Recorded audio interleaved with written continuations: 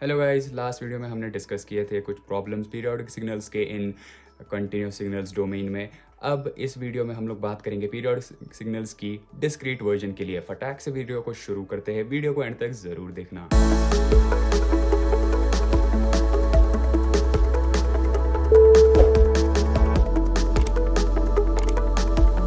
तो guys, periodic signals में जब हम बात करते हैं डिस्क्रीट वर्जन की, तो अगेन वही चीज़ आती है कि x of n plus n अगर x ऑफ n के बराबर आता है तो मेरा जो सिग्नल है वो पीरियोडिक हो जाता है with a period capital N। यहाँ उस केस में x of t plus capital T था, and because it is discrete version तो n प्लस कैपिटल N, यहाँ n का मतलब सैम्पल्स होते हैं, ठीक है। एंड इसका क्या मतलब हुआ कि आफ्टर एवरी n सैम्पल्स जो मेरा सिग्नल का वैल्यू है वापस वही x ऑफ n आ जाएगा, ठीक है। जो सपोज अगर x ऑफ n यहाँ पे कैपिटल N जो है मैं रखूँगा वंस, फॉर एग्जांपल 1 मान लेते हैं। सो आफ्टर एवरी 1 सेकेंड का इंटरवल के बाद सेम वैल्यू जो है, एम्पलीट्यूड जो है रिपीट हो जाएंगे। ओके, ये बात तो क्लियर है। अब देखते हैं कुछ टर्मिनोलॉजीज इसमें कि कैसे हम लोग ये n को फाइंड आउट करेंगे। हमने कंटिन्यूस सिग्नल्स के केस में 2 स्टेप्स बताए थे कि इंडिविजुअल टाइम पीरियड को फाइंड करेंगे n1 n2 sorry t1 t2 करके, एंड फाइनली जब मेरे को टाइम पीरियड चाहिए होगा मैं LCM कर दूंगा उन सारे इंडिविजुअल टाइम पीरियड्स का। तो यहाँ भी ऑलमोस्ट सिमिलर सी चीज़ करनी है, देखते हैं। सपोज मैंने एक पीरियोडिक सिग्नल कंसिडर किया यहाँ पे x of n equal sine omega nought n, ठीक है। Sine is a periodic signal.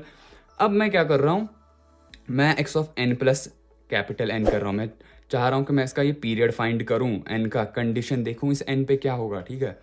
तो sign omega nought n plus n लिख देंगे, ठीक है। n जो है वो रिप्लेस हुआ n प्लस n से, सो जहाँ n है वहाँ उसके बदले n plus n।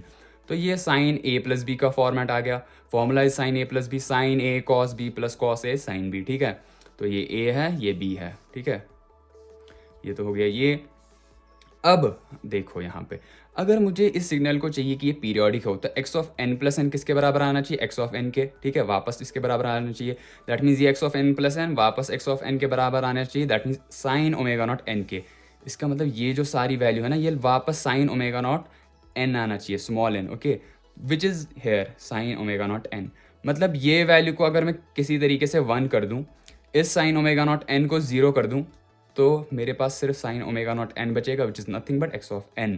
That means x of n plus n वापस आ जाएगा x ऑफ n के बराबर। अगर किसी तरीके से ये n जो है सेटिस्फाई कर रहे कि cos को 1 बना दे एंड इस साइन वाले टर्म को 0 कर दे, तो मुझे सेटिस्फाई इक्वेशन करने के लिए 2 कंडीशन है। This cos omega nought n 1 होना चाहिए and this sign omega not capital N 0 होना चाहिए, ठीक है, ताकि सिर्फ साइन ओमेगा नॉट n बच सके। एंड वेरी ब्यूटीफुल प्रॉपर्टी है साइन एंड कॉस की, जहाँ साइन 0 होता है वहाँ cos 1 होता है, जहाँ cos 0 होता है वहाँ sin 1 होता है। तो उसी चीज़ का डेमोन्स्ट्रेशन यहाँ पे देखो, ये 1 कराना, ये 0 है। एंड ये चीज़ कब सेटिस्फाई होगी, जब ये ओमेगा नॉट n इनका, जब ये जिसे हम थीटा कहते हैं, cos थीटा sin थीटा जो भी मान लो यहाँ पे, जब ये omega nought n integral multiple होगा 2 पाई का, ठीक है, 2 पाई का integral multiple. m means m can be anything 1 2 3 4, ठीक है, integer. So it can be 2 पाई 4 पाई, ठीक है, 2 का टेबल 6 पाई 8 पाई 10 पाई, या माइनस ऑर्डर में भी -2 पाई -4 पाई। तो m can be anything any integer. So that means omega nought n को 2 पाई m होना चाहिए, such that these condition satisfy and मेरा जो इक्वेशन है वो पीरियोडिक हो जाए with this period capital N। That means omega not by 2 pi ऐसे कर दूंगा is equal to m by n। इसका मतलब हुआ कि जो ओमेगा नॉट बाई 2 पाई का रेशियो होगा that should be some integers का रेशियो। देखो ऐसे तो वो फ्रैक्शन होगा number m by n, but both individually should be integers. m should be an integer जो हमने यहाँ पे देखा, एंड n भी मेरा क्योंकि सैम्पलिंग टाइम है, डिस्क्रीट वर्जन है, तो n can't be some fraction decimal values, it needs to be an integer because it is a discrete version. That means omega not by 2 pi अगर आपको कोई m by n ratio मिलता है in which both m and n are integers, so I can say the signal is periodic with period capital N। अब यहाँ confuse होने की ज़रूरत नहीं है, हम लोग क्वेश्चन से इसको समझ जाएंगे कैसे करना है। बट यहाँ पे गाइज मैं आप लोगों से ये बताऊंगा, आप लोग इसको याद तो रख लो, omega not by 2 pi is equal to m by n। And ये वही चीज़ है जैसे हमने टाइम के लिए कैलकुलेट किया था ना, मैं आपको बोला था टाइम को कैसे, time is equal to 2 pi by omega, ठीक है, ऐसे मैंने बोला था। तो ये भी वही चीज़ है, बस यहाँ पे हमने उल्टा रेशो लिख दिया है, ठीक है, omega naught by 2 pi, omega ऊपर 2 पाई नीचे। तो अगर हम इसको उल्टा कर भी देखें तो 2 pi by omega naught should be capital N by m। तो ये बात वहीं की वहीं पहुंच जाती है लास्ट में, बस ये थोड़ा पैटर्न याद ईजी रहता है याद रखने में। मैं आपको क्वेश्चंस में 2 मेथड दिखाऊंगा कि मैं यूजुअली कैसे सॉल्व करता हूँ एंड इस मेथड से भी कैसे किया जाता है। दोनों एट द एंड एक ही चीज़ है, आप देखो कैसे, X of N is equal to sine 3π/5 n, ठीक है। तो ये साइन ओमेगा नॉट एन का फॉर्मेट हुआ, ओमेगा नॉट एन यहाँ पे 3π/5 है, ठीक है। तो मैं पहले यहाँ पे अपना मेथड करूँगा, ये वाला नहीं। जैसे टाइम t π/ω था वैसे n भी 2π/ω होगा, तो n is equal to 2π/ω not, है ना। सो 2π/ω नॉट की वैल्यू 3π/5, पाई से पाई कैंसिल, 5 2 ज़ा 10, 10/3, तो n आ गया सैम्पलिंग टाइम मेरा 10/3। बट अभी मैंने कहा था क्या n मेरा फ्रैक्शन हो सकता नहीं हो सकता, तो मुझे इसको देखना होगा क्या मैं इसे कुछ ऐसा कर सकता हूँ कि जिससे ये जो n है सैम्पल है वो मेरा एक इंटीजर बन जाए। हाँ, आप कर सकते हो कि अगर आपने इंटू 3 कर दिया ना, विच इज़ पॉसिबल कि आप इंटू 3 कर सकते हो, मतलब ऐसा नहीं कि क्यों कर सकते हो, मतलब यहाँ पे थोड़ा आपको ये मे बी एम्बिगस लगे, इसलिए मैंने कहा ये एक माई काइंड ऑफ मेथड है। मैं इसको यूजुअली ऐसे ट्रीट करता हूँ। देखो 10/3 को तो मैं इंटीजर बना सकता हूँ इंटू 3 करके सिंपली। आपको ये देखना है कि अगर आप किसी चीज़ को इंटीजर बना सकते हो देन वेल एंड गुड। सो यहाँ पे मैं बना सकता हूँ इंटू 3 करके, ये n = 10 सैम्पल्स आ जाएगा। अभी इस चीज़ को यहाँ से क्लियर हो जाएगा कि क्यों मैं इस मेथड को फॉलो करता हूँ। आपको अगर यहाँ पे एम्बिगस लगा होगा कि इंटू 3 मैंने कर दिया, ऐसे कैसे कुछ भी मल्टीप्लाई कर सकता हूँ।